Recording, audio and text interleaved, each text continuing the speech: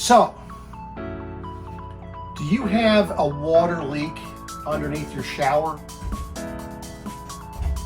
Do you know how you're supposed to go fix it? Well, stay tuned to this video and I'm going to show you what needs to be done. Welcome back again, ladies and gentlemen. Paul Chamberlain, the Air Force guy, RV extraordinaire. You know I'm a sales guy. However, I know enough to be dangerous. And we're tackling a water leak that is underneath our shower. As you can see behind me, the shower's out already. I'm going to piece together in a video on how you go about taking out the shower. So understand that the way RVs are built, sometimes maybe they don't use the best parts. They're using what's convenient, and in some cases, the least expensive way. Unfortunately, that does happen sometimes. I am in a Transcend 265BH. It was relatively easy to take the shower out, and I am glad that I did because it gave me an opportunity to go ahead and correct, in my mind, this from happening again with any of the other plumbing that's under there. So when I'm going to fix a couple things that I think should be fixed, putting it back together, and I'll go through those for you as well. But by the way, if this is the first time you're watching, please do hit that subscribe button, like and comment. Let me know what you think. I'm going to give you some of my feedback. Love to hear what you guys are thinking out there as well. So let's get started. So not good news. This morning, wake up, we have a whole puddle of water back behind our toilet. So, and I know it's from the toilet line going in there because I looked underneath here under our shower and it was dry other than up against the wall over here. And there's still a little seepage down there. So I need to figure out how to get this wall apart so I can fix the problem. Okay, so the first thing we're going to need to do before I can try and work back there, it's a small opening, is I got to get the toilet off. So you're going to have to take the bolts off. Now on both of these, it's going to have a little cover over the nut. I went ahead and loosened it with a just a pair of pliers. And then you're just going to take this nut off. It's a 13mm nut. Take it off both sides so we get the toilet out of the way. Make sure that you disconnect it on the back side before you attempt this. Make sure you have a bowl to catch the water because it will leak. Trust me. Okay, so once you get your toilet off, by the way, one thing I didn't mention, prior to doing this, you may want to rinse out your black tank so you don't have any smelly issues, if you know what I mean. So now you take it off, you will be able to see the indentations for this rubber seal. Just take it off. I'm just going to set it in my shower for right now. And I'm just going to lay a towel over top of that while I try to work in here. So no luck with that hole down there. So we're going to end up having to take the shower apart. So you're going to take out all the screws along the bottom. You'll take screws out along here. At the top up here, you're going to have a screw on the back side. And you have a little clip you're going to take off at the top and the bottom. And then down the bottom here, all you're going to do is after you get the piece off on this end, just run a knife underneath to break up the sealant because you're not going to get this piece off on this end. And then it'll be fine. Now, on the top up here, there's going to be a screw.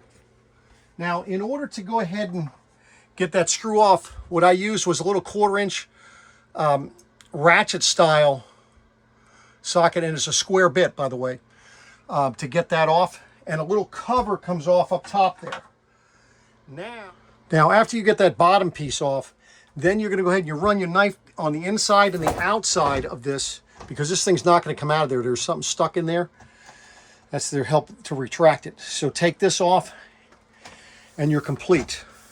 Then we're going to work on the tub surround. I'm going to talk to you about that.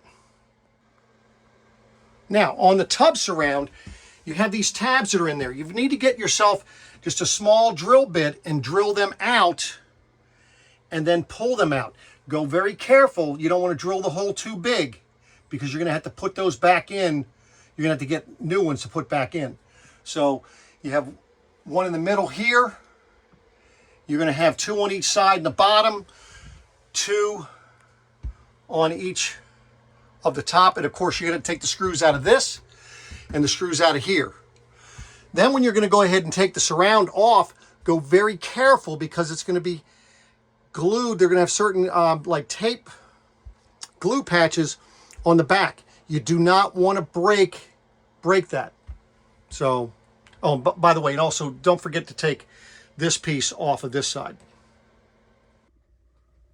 Now, taking off the shower surround, you've got to be very careful. I'm using a hair dryer and I'm heating it up, and you want to go slowly and just work it because this thing has a lot of sticky tape back here. You want to make sure that you run a blade across the top to make sure you have it away from the top. Use gloves when you're trying to pull it away, because if you run your hand across there, you will cut it. I got a cut on my finger there because I wasn't thinking. So, but just take it nice and slow. I'm just about there. Okay, once you safely get the shower surround out, then you'll have 2 more screws in the back corners here. Just take those out. Now all we got to do is disconnect the P-trap underneath here. Okay, so the piece of wood that was on here, unfortunately, it was screwed to the floor in the back. Only way you can get to that is using, again, one of these little ratchet style, and I used a long one. But now the heat duct that was coming through there, it was ducted through there, and again, it was, it had a zip tie, and it was zip tied to the floor back here. So I couldn't get it out, so I had to cut the zip tie and then take it apart. So this is what we're looking at back here. So now it makes it very easy for me to get to this. And I think while I got it apart, I'm going to go ahead and do these 2. So then before I put it back together, I see we have another set of fittings here. I'm going to redo these with the proper fitting. So I'll cut those apart. That'll give me a little bit more slack, so these won't be so tight when I put this thing back together. So all in all, not too bad as far as damage under here. I'm going to leave it apart for a few days, let everything dry out, make sure things get done right, and then I'll be putting it back together, and we'll go through that with you as well.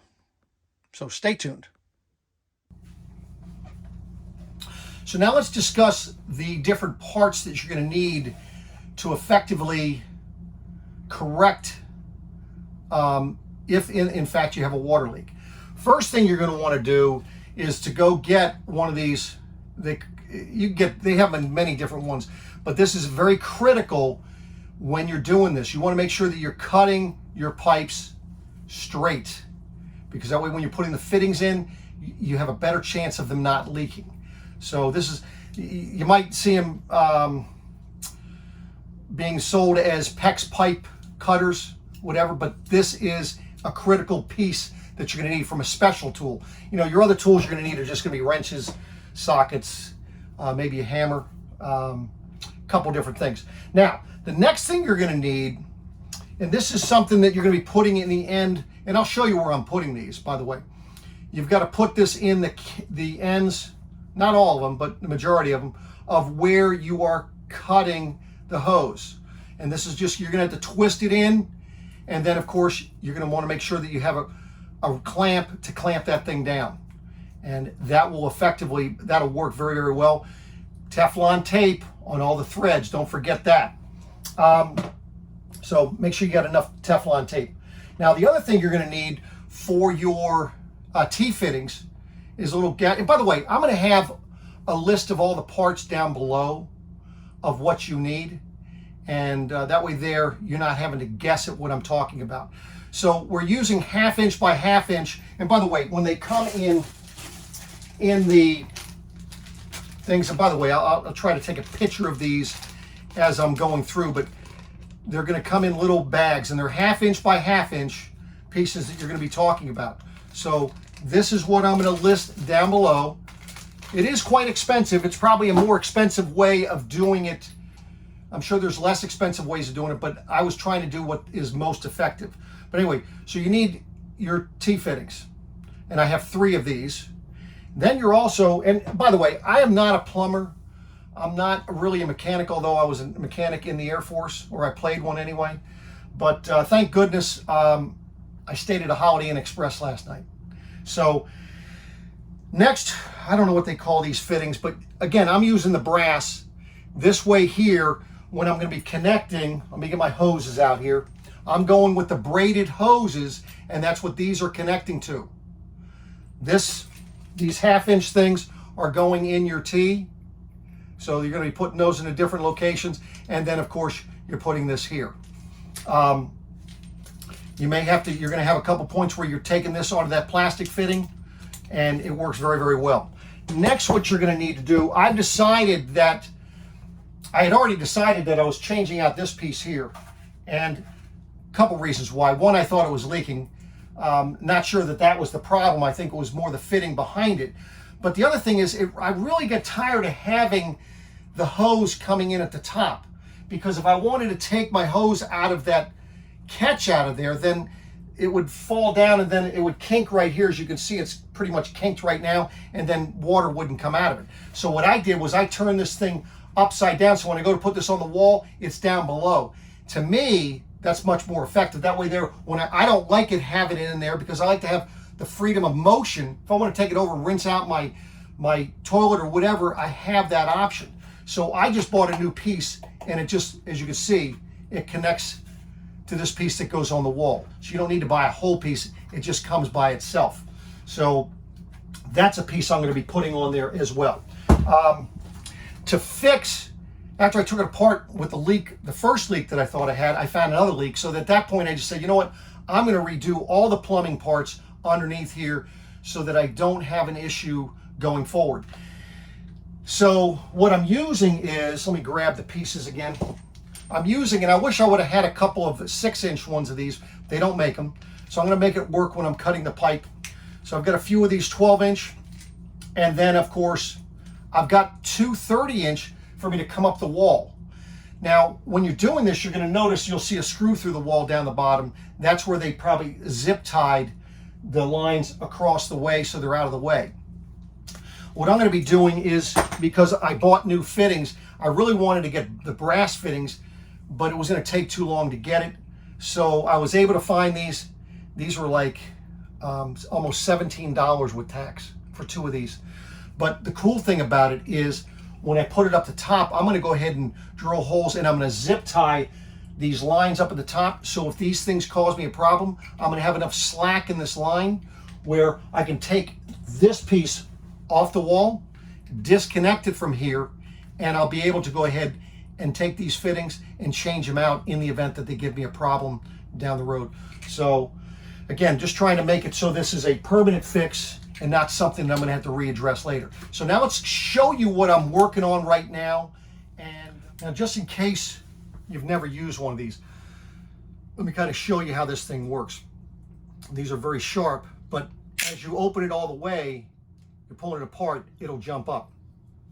Now, to get it, once you get it close to the pipe, you can put it down a little bit, so that way there you don't have to keep pushing this. You see it as you clamp that down, and see it's going right into, as you see, if you set the pipe right in there, it'll cut it straight. So that's how you do it. Make sure the straighter you are, the better off you're going to be. Okay, so now I have it cut. Now we're going to go ahead and put it back together. So when this first began, I really thought that I can take this piece of wood off here and fix it from in there. I was not able to do that. Now, because I took that piece off, it was stapled back in behind here. It was stapled back in behind here. Now, when I put this thing back together eventually, I'm going to go ahead and put a piece of wood in here, and I'm going to, on top and bottom, and I'm going to configure that so that way there, when I can put it on and take it off as needed. It'll make it a little bit easier. I'll show you as I'm putting back the pieces, and I'll talk to you about how they put them in here, what changes I'm making. As you can see, I tried to go ahead and seal this hole with the shower in place. As you see, it didn't turn out very well. So I bought some screening, and that's going to help me from making such a dang mess with this, and it's going to look much, much better. So now what I've done thus far is back in this area. I had to cut the line back there If I would have known I was going to have all this room here, I would have cut it back further. But it's pretty difficult to put these white fittings inside the hoses. And then put those clamps on there. So it worked out pretty well. So this was the first line that I did. That was the line that I saw that was leaking. However, when I put it back together, then I noticed my hot line here was leaking as well. So that's when I just said, you know what? These fittings are for a PEX pipe. These are not PEX pipes. And same thing with these clamps. So that is the reason why I'm replacing this. So now I'm going to replace all this. The cool thing is because I have all this room here, as you can see, it's going to give me the opportunity to have some play, so that if I ever have an issue with these again, I'm going to be able to pull them out of there. See, because right now there's like no play in there whatsoever. So we're going to eliminate that issue. So let's get started. Now, something with this here, because the fact that I was having this actually connected here, this is actually going to go away, because now I'm going to be able to put one of those brass fittings and take it right into the T.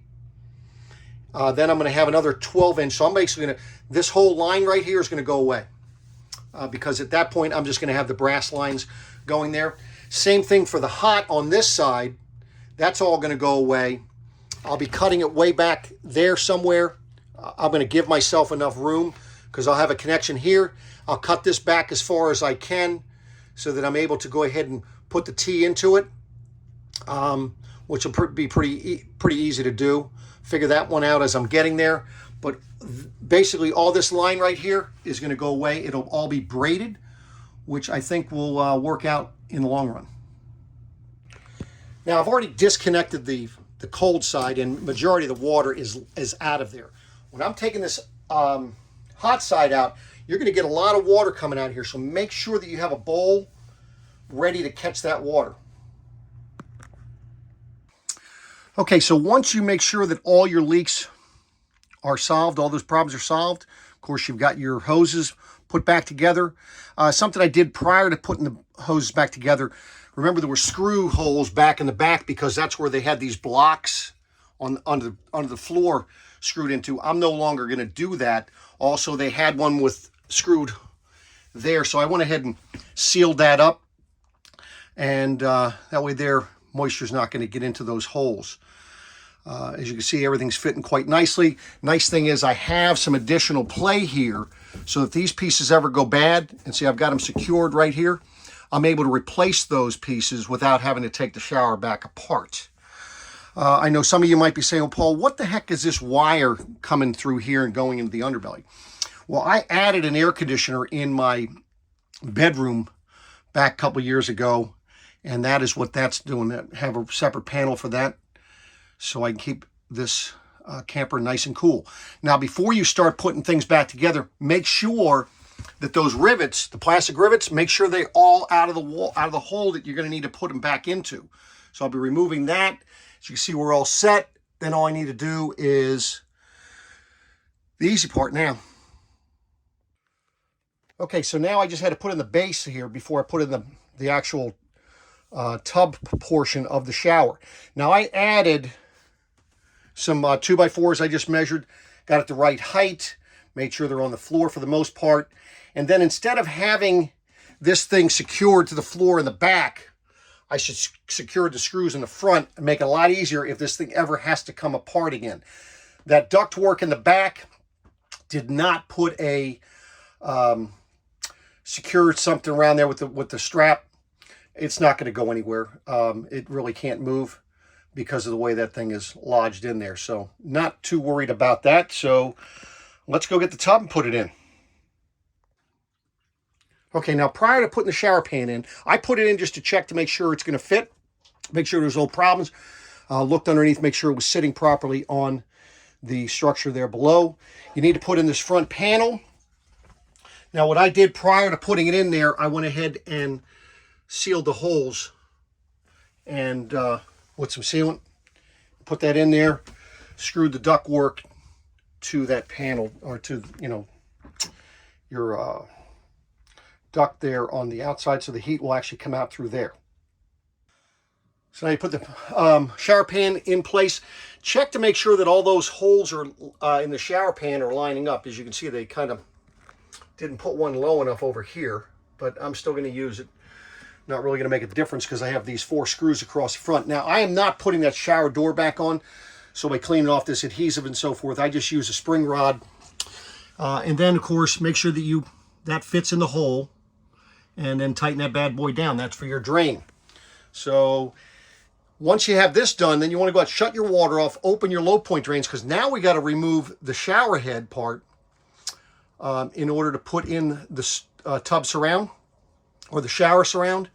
And then we're going to go ahead and reinstall that, put a few rivets in, and we'll be done. Okay, so now I have it in place. You just want to make sure that the holes line up with where you've got to put in the rivets. Now, something I did do, because I really don't need to put this on anymore because I'm going to be switching around.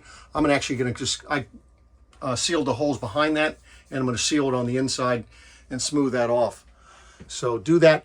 Do not, under any circumstances, seal this around this area here, because all you're going to do is create more of an issue. Understand there was a lip on the shower pan that goes up, and this comes down over top of it that allows you the opportunity to clean it. So do not seal that at all. Okay, so hopefully you purchase these rivets, and you're just going to be pushing them in the holes. Sometimes it might be a little challenging. You might have to move things, push it in. So you see I have these in. Once you have them in, now I went ahead and put some sealant there. I don't know, because I want to make sure that the water's getting behind these rivets. But all you're going to do is, that's all it is. And that will secure your wall. Okay, once you have the push pins in, then you want to caulk along the top. Now, because it had the shower thing in here, on this side there was double sticky tape. I guess I should have got some more. This side had screws in it, which held it in. But I'm just going to get some double sticky tape, some additional double sticky tape later, and put it in there. But I did caulk across the top. Probably not one of my best suits or qualities when doing repairs, but it's effective anyway. So next, I've got to go ahead and put the shower head on. Okay, so now it's time to put this on. Now, remember I told you I just bought a new piece. Now, when they're put on here, which I hate, they'll put it on this way, and that way the hose goes through, and they have a catch on the top. The problem with that, I don't like having the catch in there or having the hose through that catch, because if I want to rinse out the toilet. So when I'm putting this on, what I'm going to do is I'm going to just switch it around. Only difference is now I'm just going to put the hot cap on this side and the cold on this side. So it's not a big deal. So these are going to go together.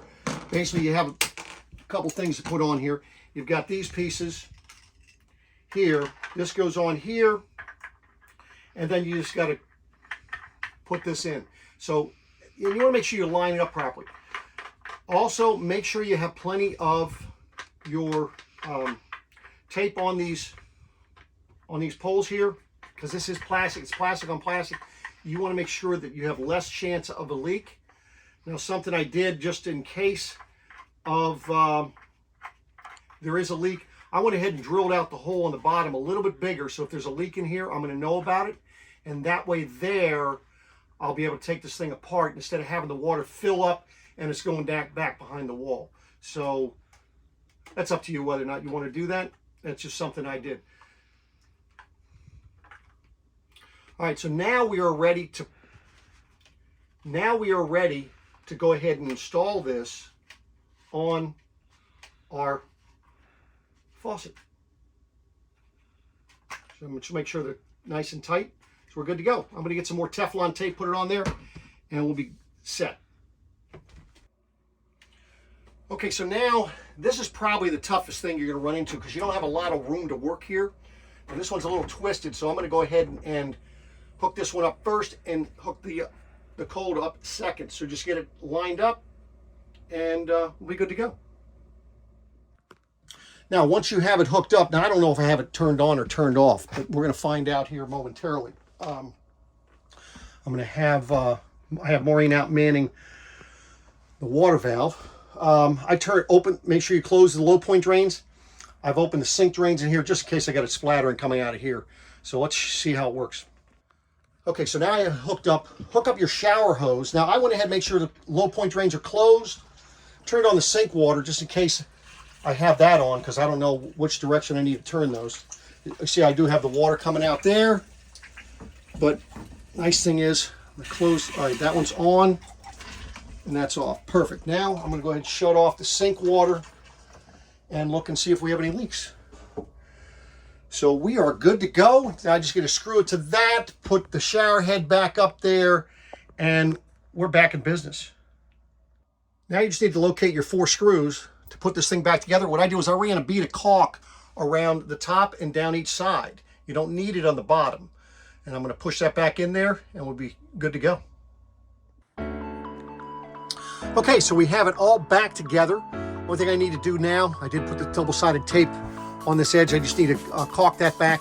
Tell you one thing, I had a problem putting the spring rod in there. I had to get some of those van strips, put them on the end, so get them to stay in place there. But you can see we use 2 spring rods. One's our actual shower curtain. The other one's our decorative curtain, which is kind of nice. That's what the wife wanted, so we made it happen. Shower curtain does a great job keeping the water in there. And I can tell you, I love the fact of the 2x4s that I put in here, because see, I can step here now and it's not even affecting it whatsoever. So I hope that helped you in the event that you're looking to have a shower leak or you wanted to go ahead and support that floor a little bit better. Thanks for watching, and I'll be back at you again soon. Take care.